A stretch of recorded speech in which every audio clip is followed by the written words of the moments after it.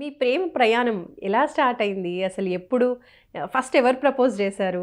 యాక్చువల్‌గా చెప్పాలంటే ఎవరు ప్రపోజ్ చేస్తారు? చేసుకోలేదు. ఇక్కడ మీ స్టోరీ కూడా చాలా డిఫరెంట్ గా ఉంటుంది. Different. అన్ని లవ్ స్టోరీస్ కన్నా కొంచెం డిఫరెంట్ గా ఉంటుందని నేను విన్నాను. అవును. అందుకని అది మీ నోట వింటే బాగుంటుంది. మేము ఇట్లా ఏంటంటే నేను టీవీస్‌లో చేస్తూ నేను ఖాళీగా ఉన్నప్పుడు ఇప్పుడు యాక్చువల్‌గా నాకు జాబ్ వచ్చింది. తెలంగాణ కల్చరల్ డిపార్ట్మెంట్ నాది. ఓకే. ఖాళీగా ఉన్న టైంలో ఎప్పుడైనా ఒకసారి లీవ్ తీసుకొని ఒక్కొక్కసారి ఇన్స్టిట్యూట్ ఒకటి ఉంది ఇట్రాడ్ ఫౌండేషన్ అని, వాళ్ళు స్కూల్ ప్రోగ్రామ్స్ చేస్తుంటారు అనమాట. అక్కడ ఎందుకు అంటే వాళ్ళ ఆర్ఫన్ చిల్డ్రన్స్ కోసం దానికోసం హెల్ప్ నీడీ పీపుల్స్ కోసం Okay. ప్రోగ్రామ్ చేస్తాం. నేను ఖాళీగా ఉన్నప్పుడు నేను కూడా వెళ్తుంటా. ఓకే. అట్లా ప్రోగ్రామ్స్ కు పోతున్నప్పుడే తిను కూడా సమీర వచ్చింది. పరిచయం అయిందా? పరిచయం అయింది. నాకు అంటే సరిగ్గా పాటలు రావు అది ఇది అంటే అట్లెందుకు అనుకుంటావు నువ్వు అసలు అంటే ఏదో నా ఫీజు కట్టుకోవడానికి అప్పుడు ఆమె డిగ్రీలో ఉంది. Degree I think second year, yes first second year. నా ఫీజుల కోసం అని నాకు కొంచెం కష్టాలు ఉన్నాయి, నాకు పేరెంట్స్ లేరు, దానికోసం అని నేను పాటలు పాడతా అది ఇది అని చెప్తే లేదు అట్లా ఎప్పుడు అనుకోవద్దు, నీకు ఎవరు లేరు అనుకోవద్దు, మేమందరం ఉన్నామని చెప్పి ఆమెకు బాగా ఎంత నేర్పించినా నాకు తెలియదు, ఎందుకంటే నేను చెప్పకూడదు అట్లా, ఆమెనే చెప్తుంది మీకు ముందు. సో నాకు అయినంత నేను ఆమెకు నేర్పించి ఆమెకు ప్రోగ్రామ్స్ చేయించి నేను కూడా వీలైనప్పుడల్లా కొంచెం నాకు తోచిన హెల్ప్ నేను చేసి అట్లా మా పరిచయం పెరిగింది. అవును, సమీరాని ఏమని పిలుస్తారు మీరు? అట్లా ముద్దు పేర్లు ఏం లేవు, డైరెక్ట్ గా ఏమమ్మా పిల్ల అది ఇది అంట డైరెక్ట్ గా. అంటే తెలంగాణ పక్కా తెలంగాణ నిజామాబాద్ బిడ్డలు. ఓయ్ పిల్ల అంటే ఏడున్నా ఊరికి వస్తుంది, లేకపోతే మరదలు అంట. ఆమె బావ అంటే నేను అప్పుడప్పుడు మరదలు అంట. నేను మరదలు అన్నప్పుడు ఆ ముఖంలో అదో రకమైన ఒక కళ వస్తుంది. అది నీకు కనిపిస్తుందా? కళ్ళు ప్రేమను చూడాలంటే కళ్ళు కాదు ఇంపార్టెంట్, ఎస్ మనసు ముఖ్యం. ఆ మాటలో గొంతులో అర్థమవుతుంది కదా. ఎస్ నిజమే. ఓకే, సో అట్లా మీ పరిచయం అనేది స్టార్ట్ అయిపోయింది. మళ్ళీ అది అప్పుడు ప్రేమగా ఎలా టర్న్ తీసుకుంది, పెళ్లిగా ఎలా ముందుకు సాగింది? అంటే మేము ఇట్లా ప్రోగ్రామ్స్ చేస్తున్నప్పుడే అప్పటి వరకు నేను మా ఫాదర్ మదర్ ఇద్దరు ఒకరి తర్వాత ఒకరు చనిపోవడం వల్ల నేను చాలా డిప్రెషన్ లో ఉండే. ఇంటర్ నుంచి 10th వరకు స్టడీస్ మీద బాగా ఇంట్రెస్ట్ ఉండే నాకు. 10th ఇంటర్ నుంచి అసలు లైఫ్ అంటేనే ఇంట్రెస్ట్ లేకుండా అయిపోయింది. అట్లాంటిది నేను డిగ్రీలో ప్రోగ్రామ్స్ కోసం ఇన్స్టిట్యూషన్కి వచ్చినాక వీళ్ళ ఈ గ్రూప్ తోటి పరిచయం అయినాక వీళ్ళ ఫ్రెండ్షిప్, నన్ను ఈయన తీసుకునే కేరింగ్, అది ఎందుకో నాకు మా ఫాదర్ నాతో ఉన్నట్టే అనిపించేది. సో లైఫ్ లాంగ్ ఆయన నాతో ఉంటే బాగుండని నా మనసుకు అనిపించేది, కానీ నేను చెప్పలేదు ఎప్పుడు కూడా. వాళ్ళ పేరెంట్స్ విషయంలో భయం, నాకు ఎవరు లేరు, మా పేరెంట్స్ విషయంలో భయం. సో ఎప్పుడు ఎవరికి ఏం చెప్పుకోలేదు, ఇద్దరం ఒకరికొకరం.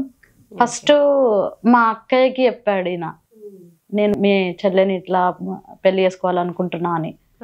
తర్వాత వాళ్ళ పేరెంట్స్ కి చెప్పి అక్కడ ఇంకా చాలా లవ్ మ్యారేజ్ అంటే చాలా రిస్ట్రిక్షన్స్ ఉంటాయి కదా, ఒప్పుకోకపోవడం అని అట్లా చాలా అన్నిటిని దాటుకొని అంత అయిపోయినాక నాకు చెప్పి ఫస్ట్ అందరినీ కవర్ చేసిన తర్వాత మెయిన్ అమ్మాయికి లాస్ట్ లో చెప్పారు. ఓకే, ఇంకా తను ఆప్షన్ లేదు ఇంకా అప్పుడు. ఎందుకు అలా చేసావు అని నేను అడిగితే, ఫస్ట్ ఒకరికొకరం ఇట్లా ఇష్టపడుతున్నామని చెప్పుకొని తర్వాత పేరెంట్స్ ఒప్పుకోకపోతే ఆ బాధ వేరుంటది అని చెప్పేసి. ఎందుకంటే చాలా మంది లైఫ్ చూస్తున్నాం కదా మనం, చాలా డిస్టర్బెన్సెస్. వాళ్ళు ఏదో ఓకే అయిపోతుంది అన్నట్టు ఫస్ట్ స్టార్టింగ్ లో వాళ్ళు హ్యాపీగా ఉన్నప్పుడు ఏమనిపించదు, అది సాడ్నెస్ కి వచ్చినాక విడిపోయేదాకా వస్తుంది. అట్లాంటి సిచ్యువేషన్ మాకు రావద్దని ముందుగానే అలా ప్లాన్ చేశారు. కానీ అందులో కూడా మస్తు రిస్క్. పేరెంట్స్ అసలు బ్లైండ్ వాళ్ళకి మ్యారేజ్ ఎందుకు, చాలా మాటలను ఎదుర్కొని, చాలా ఒకటే మాట, మమ్మల్ని పెళ్లి చేసి కలపండి, ఒకవేళ చేస్తే మాత్రం ఇద్దరమే చేస్తాం, ఇద్దరం ఒకటే మాట మీద ఉండి అట్లా నెగ్గించుకుందాం. ఓకే, ఇంకా మళ్ళీ ఇప్పుడు పాప పుట్టింది. ఇప్పుడు పాపకి ఎన్ని ఇయర్స్? 3 years. పాప పుట్టిన తర్వాత ఎలా ఉంది అసలు లైఫ్? పాపతోనే హ్యాపీనెస్ మాకు వచ్చింది. పాప పుట్టగానే ఆయనకు జాబ్ రావడం, పుట్టిన రోజే వచ్చింది. అవును, లెటర్ వచ్చింది. అవును, ఎప్పటి నుంచో ఆయన జాబ్ కోసం మేము వెయిట్ చేస్తున్నాం. ఫ్రైడే రోజే పాప పుట్టింది, లక్ష్మి. అదే రోజే ఆయనకి జాబ్ కన్ఫర్మేషన్ అయింది. అంతా మా హ్యాపీనెస్ పాపతోనే వచ్చింది. అప్పటి వరకు చాలా అంటే చాలా ఇబ్బందులు పడ్డాం, చాలా ఫేస్ చేసినాం. కానీ పాపని చూసేసరికి ఆ బాధలన్నీ పోయినాయి. ప్రతి పేరెంట్ కూడా అది హ్యాపీ మూమెంట్. అవును. మరి పాపని ఫస్ట్ టైం తీసుకున్నప్పుడు అసలు ఎలా అనిపించింది చేతిలోకి తీసుకున్నప్పుడు? ఆ ఫీలింగ్ అసలు నిజంగా అది అసలు మాటలు సరిపోవు. అది ఆ వాళ్ళ first నాన్న baby- చెయ్యి తాకగానే ఆమె ఏడుపు ఆపేసింది. Okay. అది నేను వీడియో చూసినప్పుడు, అంటే నేను ఫస్ట్ ఆపరేషన్ థియేటర్ లో ఉన్నా కదా, తర్వాత నాకు వీడియో చూపించినప్పుడు చాలా ఇట్లా ఏడుపు వచ్చేసింది. ఎందుకంటే అప్పటిదాకా ఏడుస్తున్న పాప వాళ్ళ నాన్న చేతులకు వెళ్ళగానే ఏడుపు ఆపేసింది. హ్యాపీగా అనిపించింది. అప్పటి నుంచే స్టార్ట్ అవుతుందేమో ఒక పేరెంట్ కి పిల్లలకి బాండింగ్ అనేది. సూపర్ అండి. ఏం పేరు పెట్టారు అమ్మాయికి? షహీరా. షహీరా.